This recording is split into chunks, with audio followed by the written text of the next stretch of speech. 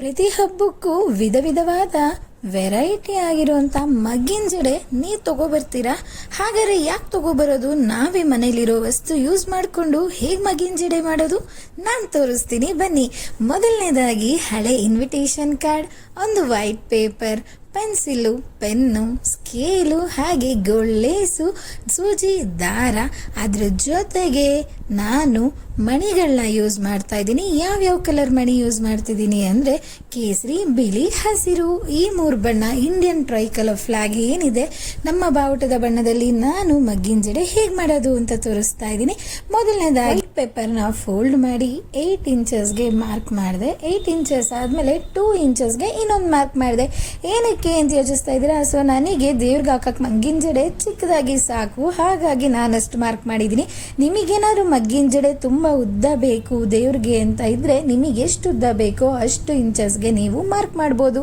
So starting ನಾನು ಏನು 8 inches ಮಾಡಿದ್ದೆ ಅದಕ್ಕೆ ಸ್ಟ್ರೈಟ್ ಲೈನ್ ಆಗಿದೆ. ನಂತರ ನಾನು ಯು ಶೇಪ್ನ ಮೇಲ್ಗಡೆ 2 ಇಂಚಸ್ಗೆ ಯು ಮಾಡ್ಕೋಬೇಕಿತ್ತು. ಸೊ ಯು ಸ್ಟ್ರೈಟಾಗಿ ಮಾಡುತ್ತೆ ಅಂದರೆ ಹಾಗೆ ಮಾಡಿ, ಇಲ್ಲ ಅಂದರೆ ಮಧ್ಯದಲ್ಲಿ ಅಲ್ಲಿಂದ ಒಂದು ಅಡ್ಡಕ್ಕೆ 2 ಇಂಚಸ್ ಮಾರ್ಕ್ ಮಾಡ್ಕೊಂಡು ಮಾಡ್ಬೋದು. ಸೊ ನೋಡ್ತಾ ಇದ್ದೀರಾ, ಒಂದು ಶೇಪ್ ಬಂತು ನಿಮಗೆ, ಸ್ಟ್ರೈಟ್ ಲೈನ್ ಮೇಲ್ಗಡೆ ಯು ಶೇಪ್. ಇದಾದಮೇಲೆ ನಾನು ಇದನ್ನು ಕ್ಲೀನಾಗಿ ಕಟ್ ಮಾಡಿಕೊಂಡೆ. ಕಟ್ ಮಾಡಿದ್ಮೇಲೆ ನಿಮಗೆ ಯಾವ ಥರ ಕಾಣಿಸುತ್ತೆ ಅಂತ ನೋಡಿ. ಈಗ ನಿಮಗೆ ಅದು ಫೋಲ್ಡ್ ಮಾಡಿ ಓಪನ್ ಮಾಡಿದಾಗ ಈ ಥರ ಶೇಪಲ್ಲಿ ಬಂದಿದೆ. ಸೊ ಈ ಶೇಪ್ನ ನೀವು ಇನ್ವಿಟೇಷನ್ ಕಾರ್ಡ್ ಮೇಲೆ ಕ್ಲೀನಾಗಿ ಪೆನ್ನ ಯೂಸ್ ಮಾಡಿಕೊಂಡು ಬರ್ಕೊಳ್ಳಿ. ನಾನು ಇನ್ವಿಟೇಷನ್ ಕಾರ್ಡ್ ಗಟ್ಟಿ ಇರಲ್ಲ, ಹಾಗಾಗಿ ಇದನ್ನು ಸ್ಕೆಚ್ ಏನು ನಾನು ಮಾಡ್ಕೋತಾ ಇದ್ದೀನಿ, ಇದನ್ನು ಅದೇ ಇನ್ವಿಟೇಷನ್ ಕಾರ್ಡಲ್ಲಿ 3 ಸತಿ ಇದೇ ಡ್ರಾ ಮಾಡ್ಕೋತೀನಿ ಸೇಮ್ ಪಿಕ್ಚರ್ನ. ಆವಾಗ ಏನಕ್ಕೆ ಆ ಥರ ಡ್ರಾ ಮಾಡ್ಕೊಳ್ಳೋದು ಅಂದರೆ ಸೇಮ್ ಒಂದೇ ಒಂದು ಇನ್ವಿಟೇಷನ್ ಕಾರ್ಡನ್ನು ನಾವು ಕಟ್ ಮಾಡಿಬಿಟ್ಟು ಅದ್ರ ಮೇಲೆ ಲೇಸ್ ಇರ್ಬೋದು, ಆಮೇಲೆ ಬೀಡ್ಸ್ ಎಲ್ಲ ಹಾಕಿದಾಗ ವೆಯ್ಟ್ ಜಾಸ್ತಿ ಆಗೋಗುತ್ತೆ, ಥಿಕ್ನೆಸ್ ಇರಲ್ಲ, ಹಾಗಾಗಿ ಅದು ಗಟ್ಟಿಯಾಗಿ ಕೂರಲ್ಲ. ಗಟ್ಟಿಯಾಗಿ ಕೂರಬೇಕು ಅಂದರೆ ನಾವು ಅದನ್ನು 2-3 ನಾವು ಔಟ್ಲೈನ್ ಏನು ಅದನ್ನು ಬರ್ಕೋತೀವಿ, ಆವಾಗ ಒಂದಕ್ಕೊಂದು ಗಮ್ ಹಾಕಿ ಅಂಟಿಸಿದಾಗ ಅದು ಸ್ವಲ್ಪ ತಿಕ್ಕಿರುತ್ತೆ. ನಿಮ್ಮ ಹತ್ರ ಇನ್ವಿಟೇಷನ್ ಕಾರ್ಡ್ ಇಲ್ಲ, ನಾವು ಕಾರ್ಡ್ಬೋರ್ಡ್ ಯೂಸ್ ಮಾಡ್ತೀವಿ ಅಂದರೆ ಬೇಕಾದ್ರೆ ಕಾರ್ಡ್ಬೋರ್ಡ್ ಕೂಡ ಯೂಸ್ ಮಾಡ್ಬೋದು, ಆಗ ಅದು ತಿಕ್ಕಾಗಿ. ನಾನು ಈಗ ಇಲ್ಲಿ 1-2 ಮಾರ್ಕ್ ಮಾಡ್ಕೊಂಡಿದ್ದೀನಿ, ನೋಡ್ತಾ ಇದ್ದೀರಾ. ಒಂದನ್ನು ಸೀದಾ, ಒಂದನ್ನು ಉಲ್ಟಾ. ಏನಕ್ಕೆ ಹಾಗೆ ಹಾಕ್ಕೊಂಡೆ ಅಂದರೆ ನನಗೆ ಒಂದೇ ಥರ ಹಾಕಿದಾಗ ಕಟ್ ಮಾಡೋಕ್ಕೆ ಕಷ್ಟ ಆಗುತ್ತೆ, ಒಂದೇ ಸೀದಾ ಒಂದು ಉಲ್ಟಾ ಅಂತ ಬರ್ಕೊಂಡಾಗ ಈಸಿಯಾಗಿ ನಾವು ಕಟ್ ಮಾಡ್ಬೋದು ಅನ್ನೋ ಕಾರಣಕ್ಕೆ ಈ ರೀತಿ ಔಟ್ಲೈನ್ ಹಾಕ್ಕೊಂಡಿದ್ದೀನಿ. ಸೊ ನಿಮಗೆ ಇದೇ ರೀತಿ ಒಂದು ಸೀದಾ ಒಂದು ಉಲ್ಟಾ ಆದರೆ ಹಂಗೆ ಹಾಕ್ಕೊಳ್ಳಿ, ಇಲ್ಲ ಒಂದೇ ಥರ ಹಾಕೋತೀವಿ ಅಂದರೆ ಒಂದೇ ಥರ ಕೂಡ ಹಾಕ್ಕೊಂಡು ನೀವು ಕಟ್ ಮಾಡ್ಬೋದು. ನಾನು ಇದನ್ನು ಕಟ್ ಮಾಡ್ತಾ ಇದ್ದೀನಿ ಕ್ಲೀನಾಗಿ ಇನ್ವಿಟೇಷನ್ ಕಾರ್ಡ್ನ. ಸೊ ನಿಮ್ಮ ಮನೇಲೂ ತುಂಬಾ ವೇಸ್ಟ್ ಆಗಿರೋ ಇನ್ವಿಟೇಷನ್ ಕಾರ್ಡ್ಸ್ ಇರುತ್ತೆ ಅಲ್ಲ, ಮದುವೆಗೆ ಎಲ್ಲ ಕೊಟ್ಟೋಗ್ತಾ ಇರ್ತಾರೆ. ಸೊ ನೀವು ಕೂಡ ಈ ಥರ ಟ್ರೈ ಮಾಡಿ. ಇದರಲ್ಲಿ ವೆರೈಟೀಸ್ ಇದೆ, ನಾನು ಹೊಸ ವೀಡಿಯೋಸ್ ಅಪ್ಲೋಡ್ ಮಾಡ್ತೀನಿ. ಇವತ್ತು ಒಂಥರ ಮಗ್ಗಿನ ಜಡೆ ತೋರಿಸ್ತಾ ಇದ್ದೀನಿ, ಇನ್ನೊಂದು ವೀಡಿಯೋಸಲ್ಲಿ ನಾನು ಬೇರೆ ಬೇರೆ ರೀತಿಯಾದಂಥ ಮಗ್ಗಿನ ಜಡೆಗಳು ಕೂಡ ನಿಮಗೆ ತೋರಿಸ್ತೀನಿ. ಹಾಗೆ ಈಗ ನೋಡಿ, ನಾನು ಕಟ್ಟಾದಮೇಲೆ ಇದಕ್ಕೆ ಒಂದು ಕಡೆಗೆ ಫೆವಿಕಾಲ್ ಹಾಕ್ಕೊಂಡೆ, ಕ್ಲೀನಾಗಿ ಫೆವಿಕಾಲ್ ಹಾಕ್ಕೊಂಡು ಇನ್ನೊಂದೇನು ಪೀಸ್ ನಾನು ಕಟ್ ಮಾಡ್ಕೊಂಡಿದ್ದೆ ಅದನ್ನು ಅಟ್ಯಾಚ್ ಮಾಡ್ತೀನಿ ಅದಕ್ಕೆ.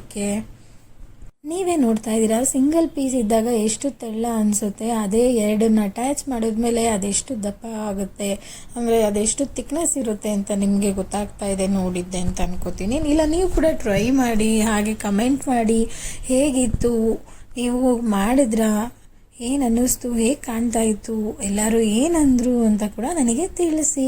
ಇದಿಷ್ಟು ಆದಮೇಲೆ ನಾನು ನೆಕ್ಸ್ಟು ಔಟ್ಲೈನಾಗಿ ಗಮ್ ಹಾಕ್ಕೊಂಡು, ಗಮ್ಗೆ ಕ್ಲೀನಾಗಿ ವೈಟ್ ಏನಿದೆ ನನ್ನ ಹತ್ರ ಮಣಿಗಳು, ಸೊ ಆ ಮಣಿನ ಪಕ್ಕ ಸ್ಟಿಕ್ ಆನ್ ಮಾಡ್ತಾ ಹೋಗ್ತಾ ಇದ್ದೆ. ನೀವು ಒಂದೊಂದಕ್ಕೊಂದೊಂದು ಥರ ಐಡಿಯಾಸ್ ಯೂಸ್ ಮಾಡ್ಬೋದು. ಸೊ ನಾನು ಮೊದಲನೇದಾಗಿ ವೈಟಲ್ಲಿ ಒಂದು ಔಟ್ಲೈನ್ ಹಾಕೋದು, ಆಮೇಲೆ ಲೇಸ್ ಒಳಗಡೆಗೆ ಹಾಕೋಣ ಅಂತ ಅಂದ್ಕೊಂಡೆ. ನಿಮ್ಗೇನಾದ್ರು ಮೊದಲೇ ಲೇಸ್ ಬೇಕು ಅಂದರೆ ಮೊದಲು ಔಟ್ಲೈನ್ ಗೋಲ್ಡ್ ಲೇಸ್ ಹಾಕಿ, ಆಮೇಲೆ ಆರೆಂಜ್, ಆಮೇಲೆ ವೈಟ್, ಆಮೇಲೆ ಗ್ರೀನ್, ನಿಮಗೆ ಯಾವ ಥರ ಅನಿಸುತ್ತೆ ಆ ರೀತಿ ಮಾಡ್ಬೋದು. ಹೊಸ ಇನೋವೇಟ್ ಮಾಡಿ ಮಾಡ್ಬೋದು. ಸೊ ನಾನು ಮೊದಲನೇದಾಗಿ ಇದಕ್ಕೆ ವೈಟಲ್ಲಿ ಔಟ್ಲೈನ್ ಮಾಡ್ತಾ ಇದ್ದೀನಿ, ಮಣಿಗಳನ್ನ ಕ್ಲೀನಾಗಿ ಅದೇನು ಗಮ್ ಹಾಕಿದ್ದೀನಿ ಅದ್ರ ಮೇಲೆ ಕೂರಿಸ್ಕೊಂಡು. ಒಂದು ಸ್ವಲ್ಪ ನಿಧಾನ ಆಗುತ್ತೆ, ಬಿಕಾಸ್ ಫಸ್ಟ್ ಲೇಯರ್ಸ್ ಎಲ್ಲ ಸ್ವಲ್ಪ ಕಷ್ಟ, ನಿಧಾನ ಆಗುತ್ತೆ, ಇಲ್ಲಾಂದರೆ ಮಣಿ ಬಿದೋಗೋದು, ದಾರ ಕಟ್ಟಾಗಿದ್ದ ತಕ್ಷಣ ಮಣಿ ಬಿದೋಗುತ್ತೆ ಅಲ್ಲ. ಸೊ ನಿಧಾನಕ್ಕೆ ಇರಬೇಕು, ಬಟ್ ಒಳಗಡೆ ಹೋಗ್ತಾ ಈಸಿ ಆಗಿಬಿಡುತ್ತೆ. ಔಟ್ಲೈನ್ ಒಂದು ಸ್ವಲ್ಪ ನಿಧಾನ ಆಗುತ್ತೆ. ಮತ್ತು ಅಟ್ಯಾಚ್ ಆಗಬೇಕು ಅಂದರೆ ಗಮ್ಮನ್ನು ಹಾಕಿದ ತಕ್ಷಣವೇ ಪಟ್ಟ ಅಂತ ಅನ್ಸೋಕೆ ಹೋಗ್ಬಿಡಿ, 1-2 ನಿಮಿಷ ಬಿಟ್ಟು ಹಾಕಿ, ಯಾಕೆಂದರೆ ಗ್ಲೂ ಕೂಡ ಒಂದು ಸ್ವಲ್ಪ ಗಟ್ಟಿ ಆಗುತ್ತೆ, ಆವಾಗ ಬೇಗ ಸ್ಟಿಕ್ ಆಗುತ್ತೆ. ಸೊ ನೋಡಿ, ಈಗ ನಾನು ಆ ವೈಟನ್ನು ಒಂದು ಔಟ್ಲೈನ್ ಹಾಕಿದ್ದೀನಿ. ನಿಮಗೆ ಕಾಣಿಸ್ತಾ ಇದೆಯೋ ಇಲ್ವೋ ಗೊತ್ತಿಲ್ಲ, ಬಿಕಾಸ್ ಕಾರ್ಡ್ಬೋರ್ಡ್ ಮೇಲೇ ಹಾಕಿರೋದ್ರಿಂದ ವೈಟ್ ಹಂಗೆ ಕಾಣಿಸ್ತಾ ಇಲ್ಲ. ಬೇರೆ ಕಲರ್ ಆಗಿರೋ ಗ್ರ್ಯಾಂಡಾಗಿ ಕಾಣೋದು ಅನಿಸುತ್ತೆ. ಬಟ್ ನಾನು ಫಸ್ಟ್ ವೈಟ್ ಯೂಸ್ ಮಾಡಿದೆ. ಸೊ ಫುಲ್ ಔಟ್ಲೈನ್ ಪೂರ್ತಿ ವೈಟ್ ಆದಮೇಲೆ ಒಳಗಡೆಗೆ ಒಂದು ಹೈಲೈಟ್ ಆಗಲಿ ವೈಟ್ ಕೂಡ ಅನ್ನೋ ಕಾರಣಕ್ಕೆ ನಾನೀಗ ಒಳಗಡೆಗೆ ಗೋಲ್ಡ್ ಕಲರಲ್ಲಿ ನಾನು ಔಟ್ಲೈನ್ ಮಾಡ್ತಾ ಇದ್ದೀನಿ. ಗೋಲ್ಡ್ ವಯರ್ ಏನೋ ಗೋಲ್ಡ್ ಲೇಸ್ ಇಟ್ಕೊಂಡಿದ್ದೀನಿ ಅದು.